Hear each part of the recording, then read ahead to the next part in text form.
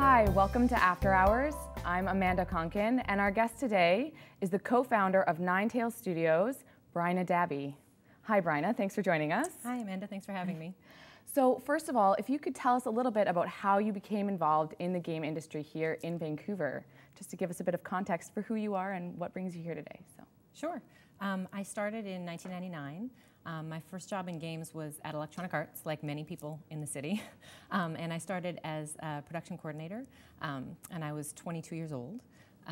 And I worked really hard. So it was a fantastic experience, and it gave me my first intro to games. So I was at EA for 5.5 years. Then I spent a couple of years at a design firm. And then I actually moved down to San Diego for a couple of years, and I was an associate producer and then a producer on The Bourne Conspiracy at High Moon Studios. And then after moving back, since then I've done contract work at multiple studios in town, including United Front Games. I was a producer at Smoking Gun Interactive, and recently I started my own studio with two co-founders called Ninetales Studios. Fabulous. So you talk a little bit about EA Studios, and you say a lot of people start out at that studio here in Vancouver for gaming. Can you give a little bit more context for the industry in Vancouver and what the larger studios are, how a lot of people get in here in the city? Sure. EA is probably the one that people know best. It's one of the biggest. It's been around the longest, and it has a pretty big presence in the city. They have a huge campus out in Burnaby, and you'll find that a lot of people that got their start in the industry locally started at EA, just out of, it's the biggest there is. But since then, there have been other studios started that have become quite successful. There's, Radical, there's Relic Entertainment, there's United Front Games, there's several larger studios, and there's a large group of smaller studios, including even more in what they call the social and mobile gaming space lately. Fabulous. So a lot of the gaming that we produce here in Vancouver is mostly for console entertainment, like the larger brands and things like that? Console's sort of the where everyone seems to have gotten their start in the industry. Obviously, it's there's huge blockbuster sellers. People always talk about how games are bigger than the movie industry these days, and most of that is console gaming. But more recently, there's been a huge growth in what they call social gaming, which is things like Facebook games and games that involve more interaction between people. And there's mobile gaming with things like the iPhone and tablet gaming and handheld devices such as the PSP and the Sony DS. So fabulous. Yeah. So there's a lot of different things that people are working on all the time.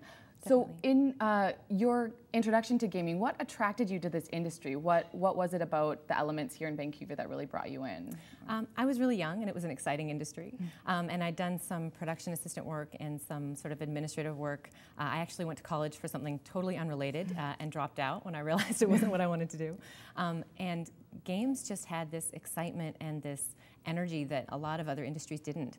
And I was very lucky in that I had a family member who worked in the industry, which by no means was how I got my job, but it was how I got an introduction, which is key because you need to meet people and be able to network and have them actually see who you are, not just who you are on paper, which is how I got my start. So, wonderful. Yeah. So the industry, you talk a little bit about the changes from console gaming to more mobile games and social network gaming. How has the industry really changed since you've been in it? And how long, so you said you started in the 90s? 13 years ago. 13 years ago, yeah. So yeah. How has the industry sort of changed in your time with it? It's grown in leaps and bounds. It's huge. It's gotten only bigger in the time that I've been involved, but it's also just branched out, and that's really exciting because it's a creative space, and the more ways that there are for people to experience our games, and the more sort of types of games that we can make, the better it is for us. So console gaming is still huge. It's changed a little bit, and there's a big push towards downloadable titles. So you can, for instance, go onto the Xbox Live Marketplace or buy things online for the Sony PlayStation, and that is a much bigger market than it used to be, and it's only growing. So that's sort of the biggest shift for the console market. In addition to the blockbuster box titles, there's all these smaller, more bite-sized, more approachable sort of downloadable titles. But now there's also all of this mobile gaming. Everyone has an iPhone. Everyone wants to play games on the iPhone. And there's lots of opportunity for smaller studios to enter with a much lower cost of entry, which is very exciting. Fabulous. Now, have opportunities for females in the gaming industry sort of what is the atmosphere that you're currently in? Has that been changing ever since you sort of got introduced to the industry yourself? We have sort of a reputation as an industry. Obviously, it's a very male-dominated industry. There aren't that many women involved compared to some other sectors, but there are more and more as time goes on. And it's, I can't stress enough, yes, it's a little bit intimidating for women sometimes who don't know as much about it, but it's the most exciting, creative space that anyone could work in. And I'm always excited when I see more women entering this space. If you read sort of people talking about creativity and what's best for creativity, you make the best games when you have the widest representation of people making the games. So the more women entering the industry, I think the better our games get, because the wider the diversity of people making them. And do you think there's a difference in the types of games that women play and men play, and how we're dealing with that in the industry? I mean, it's really interesting because social games, things like Facebook games, have a much heavier female presence than the traditional console market. And I think the reason for that is just the accessibility of them. Women are already on Facebook, and they will just check this stuff out that seems really easy to pick up and really accessible for them. Or, you have your iPhone, you have some downtime, and a lot of the games are designed to be a little less frightening. The palettes are a little brighter. It seems more inviting, and often the mechanics are a little simpler and easier to use. But I think my reality is, I've always played games. I grew up playing Mario as a kid, and I had a Nintendo from the time I was about 10, and it's always been a big part of my life. But my mom would play on my Nintendo console when I was a kid too, because it was accessible for her. And I always think if you give people access to games, they'll always find something that they like to play. So I'm really excited to see it opening up more and more. And in terms of developing for specific audiences, yeah. So not only females in the game design industry, there's companies such as in Vancouver, the Silicone Sisters, yeah. who have started developing. Can you explain a little bit more about what might attract a female audience to the bigger studios? Like, what are they looking at when Sure. they're targeting that? Yeah. I'm really more of an expert in sort of what I like, right? And I like everything. I like to shoot people, and I like puzzle games, and I like all of it to varying degrees. Silicone Sisters is a great example of some diversity in the industry. They're both the two founders are lovely people and industry veterans, and I'm really excited by what they're doing, because they're making a point of making games for women, games for girls, right? And I think that's fantastic. I also just really like to see good content, though, and I think, when I was playing Mario as a kid, for me, everyone loved it. It wasn't something that was limited to one group or another. And so I like seeing, games that are targeted towards different groups, but I really just like seeing good games, regardless of what they are. And you talked a little bit too about women, the diversity in the creativity of the game design industry. Mm-hmm. Is there a way that women connect throughout the different studios here in Vancouver? How is that conversation happening right now?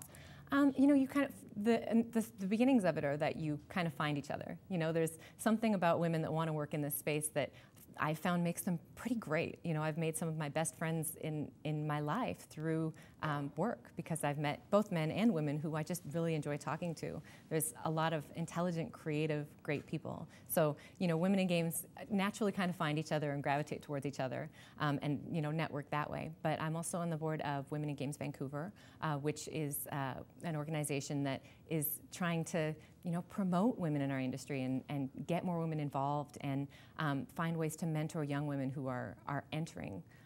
It's really exciting. There's a high school in North Vancouver, middle school, sorry, that has a game design program.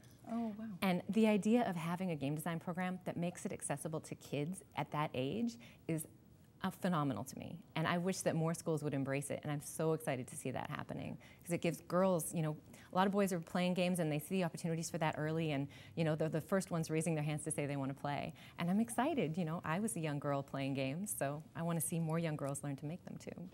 So the organization Women in Games, did Mm-hmm. they have a large presence in getting things like that instituted, like a games in middle schools, or do they have other initiatives that they're reaching out to the community through? We really, everyone's really busy. We only have so much time. So really what we try and do is take sort of bite-sized pieces and do what we can. So we're trying to do some networking events and, give young women who are just coming out of school an opportunity to talk to more women who are who are already in the industry. And I think that's important across industries. There's organizations like the Women in Leadership Foundation who they have a fantastic mentorship program, and I'm going to be getting involved with them as well this year. And I think that's great because it's not specific to our industry and that experience is broader. But in games specifically, it's really just showing them that they can do it and showing them that there are opportunities and that it's a welcoming, fantastic place to be. Fabulous. So the idea of women in leadership roles, you do have quite a prominent position now as a co-founder of a studio here. And I'm just wondering if you found any barriers on your way to that. You did start out at a larger studio in EA. Did you find that as a woman you had to deal with different obstacles, or was it?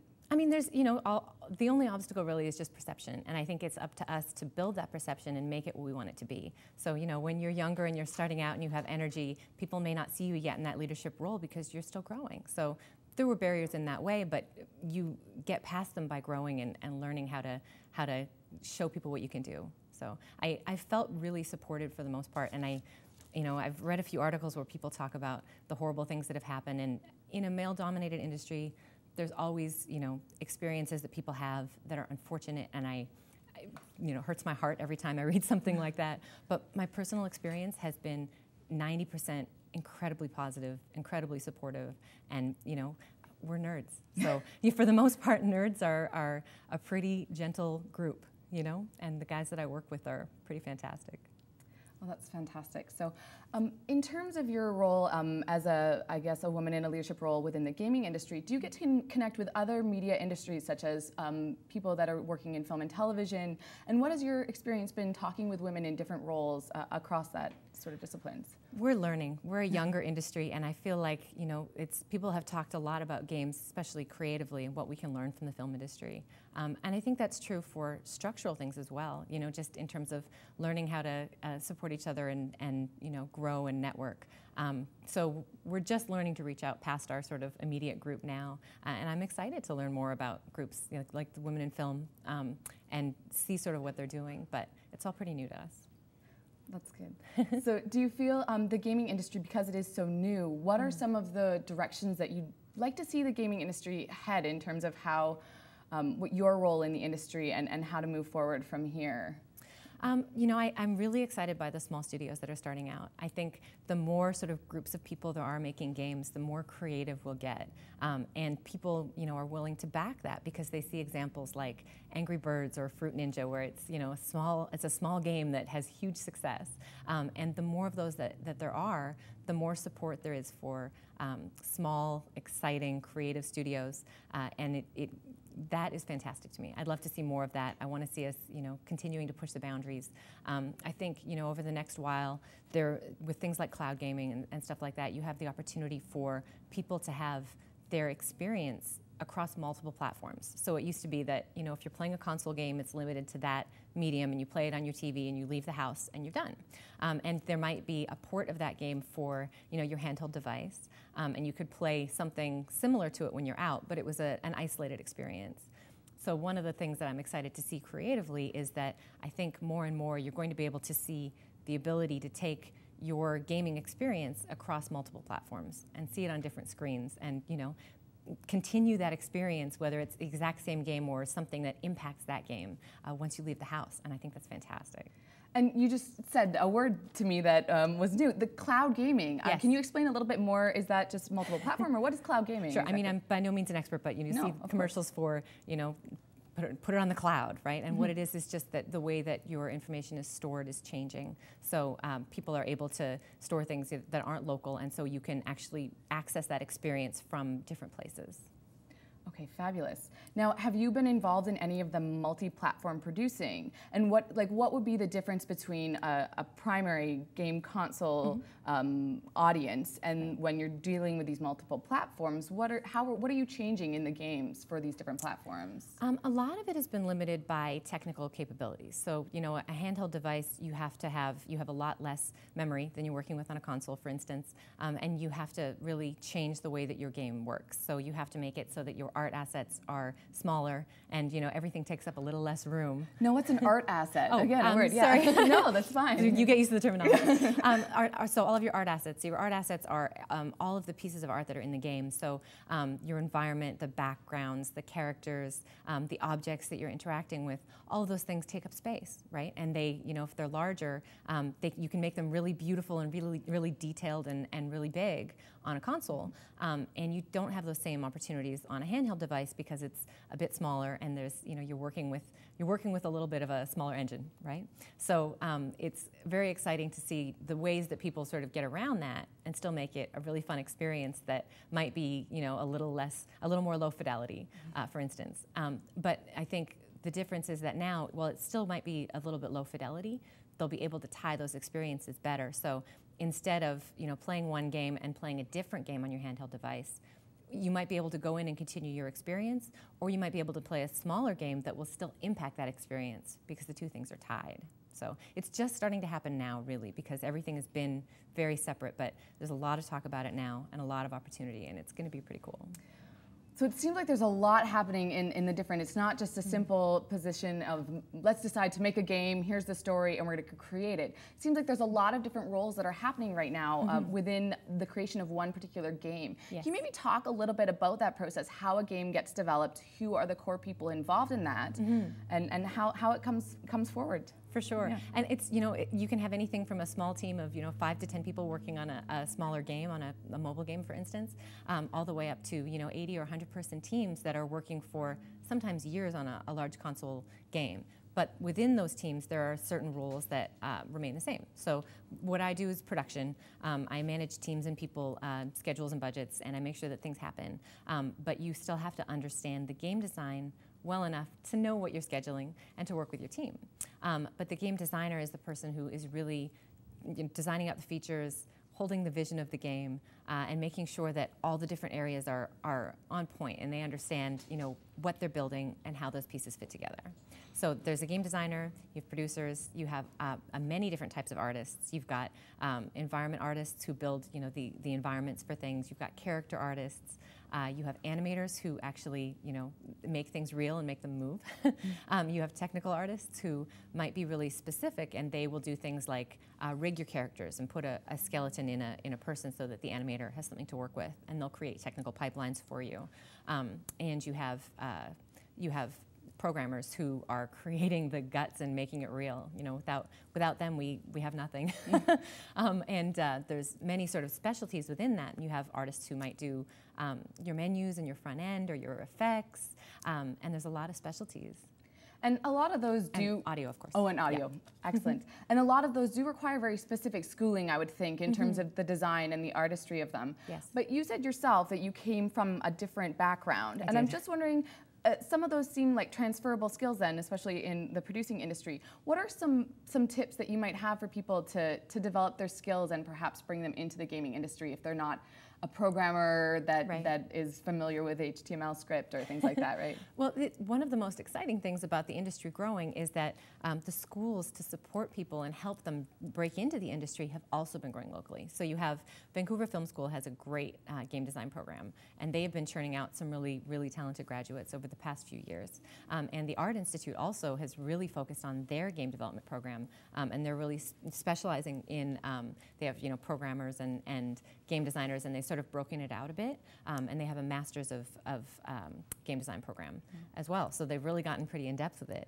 And both of those schools have been upping their enrollment over the past few years and giving people an opportunity to try it out and to get involved in game development and see what they like. So obviously for programmers, most programmers get a degree in computer science but there's much more specialized avenues for them now, and there's things like Emily Carr for traditional sort of art programs as well. Some of the skill sets are a little less tangible. When you're in production or you're a game designer, those types of things, you have really sort of people who come from all walks of life. And the key is just that you can take those skills and apply them to what you're doing. So much more project management background has been useful for producers more recently. And for game designers, they now have actual game design programs that they can go to. Traditionally, they didn't. You had people who loved games and might have done things like script writing, before that, and just got in there and learned how to do it. So it's exciting to have those avenues now. Excellent. And you've come to a very specific point in your career now in creating Ninetales Studios, or co-founding that. Can you talk a little bit more about what exactly brought you to this studio particularly? What are some of your goals within Ninetales and the group of people that you're working with currently? Sort of how are you moving forward with that? I'm very lucky in that I have two fantastic co-founders, Brent Disbrow and Terry Chu. Brent and Terry and I all started at EA. And we all worked together, 13 years ago. And Brent and I have now been, this is our fourth company together. So we had worked at Electronic Arts and then High Moon Studios and Smoking Gun Interactive before the timing was right and we all managed to come together, like Voltron. So Terry was a creative director at EA, and he's very visual. Brent was a game designer and director of design at Smoking Gun, and I was in production. So we had very complementary skill sets. We all really like each other as people, and we all had the opportunity to do something. So we've tried it, and we're absolutely loving it. We get to do creative concepts, and you do a bit of sort of contracting and work for hire, but you also get to work on your own concepts and put those forward, and you can sort of choose your platforms for those, which is very exciting. And what would a general production, because you are still starting up and getting your projects all together, but how long do you think it would take for you to get a title from concept to finish with a studio? That there are 3 of you, and I don't know how you contract out and things like that. But so we've had contractors, in and out of the studio. One of our key things is that we want to really build for the project. So we're building a small core team of people who will be there no matter what.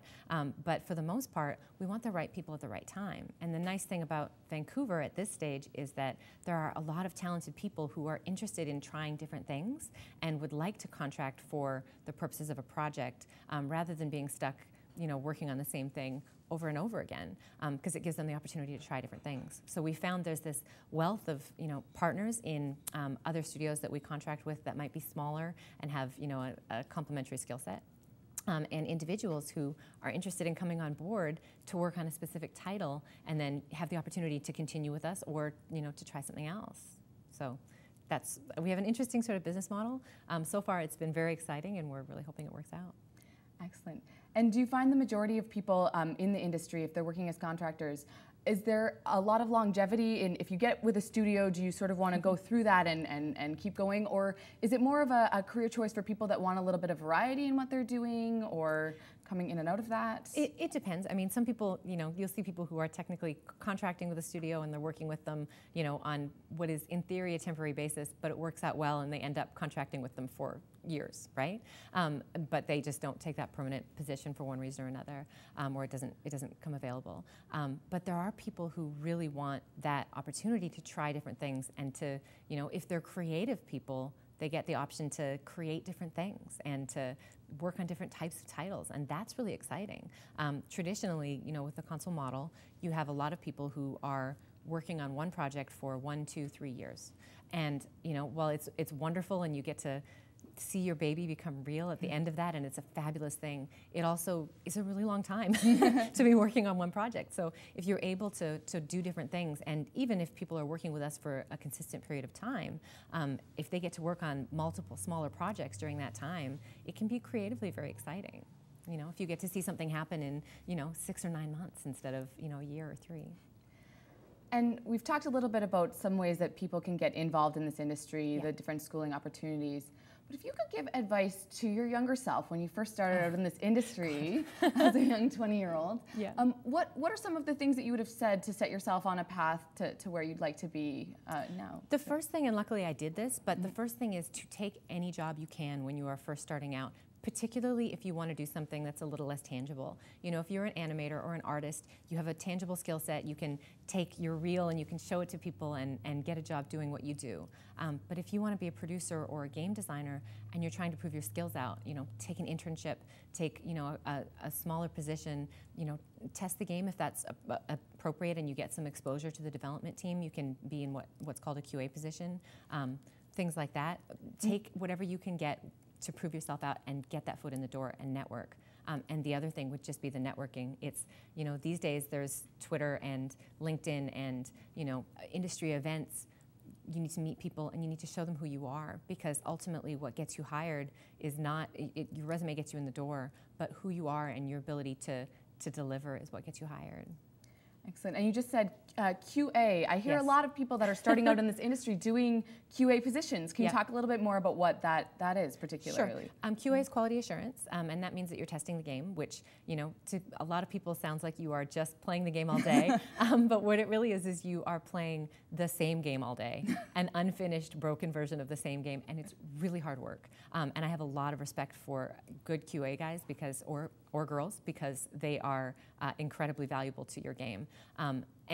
But what that is it's, you know, a position where you have to prove yourself and you get often exposure to the development team, and you can get a chance to meet people. And, you know, if other positions come available, talk to them about doing those things and breaking on into game development. And it's tough. It's a tough road, but there are people who've done it successfully as well.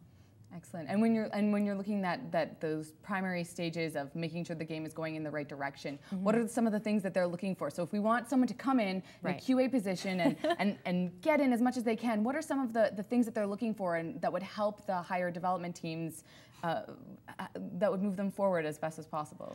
First is they have to love games. You know, you're not going to be testing a game day in and day out if you don't absolutely love games and want to see something fabulous come from it, because otherwise it's just frustrating. So they have to love it. They have to be detail-oriented and be able to really spot issues and express what they've seen, because you want someone who's giving you good feedback and good data on your game. So you need someone who can get in there and express it and document it and talk to you about what they're seeing and really will go above and beyond. I've seen some fantastic designers come from QA because they understand what's wrong and they want to learn to build it and they want to help, you know, make something fantastic. So excellent. Well, it seems that you're doing very well. This is very exciting for Nine Tails Studios to be established here. So is there anything that you want to tell us a little bit about your studio and just some final thoughts in terms of moving forward and the goals, that your personal goals as you move forward with this new studio? I just want to continue to make great games. I feel really lucky to have worked with some amazing people in the industry and to have worked on some incredible titles. And so I want us to continue to do that and to grow and to put out fantastic entertainment experiences for people. And I'd like to see us, you know, provide more opportunities for people to come make those games with us, to partner with us or to join our team, or, you know, to contract with us and see what they can do. You know, we're just getting started, and so we have done some very minimal sort of hiring and contracting to date, but hopefully we'll have the opportunity to do more. And I'd like to see, you know, our community, the game development community, has really been supporting each other lately, and I love that because it gives you the opportunity to actually see what other studios are creating. So. Excellent. And if someone wants more information about Nine Tails Studios, do you have a website that they We do. It's ninetailstudios.com, N-I-N-E-T-A-I-L studios.com. And you can find us on Facebook and Twitter as well, Nine Tails Studios. Excellent. Yeah. That's so fabulous. Thank you so much for coming here today, Bryna. It's been a wonderful introduction to the game design industry. I think we all know a little bit more, and we appreciate you giving us your time, so thank you very much. Thank you.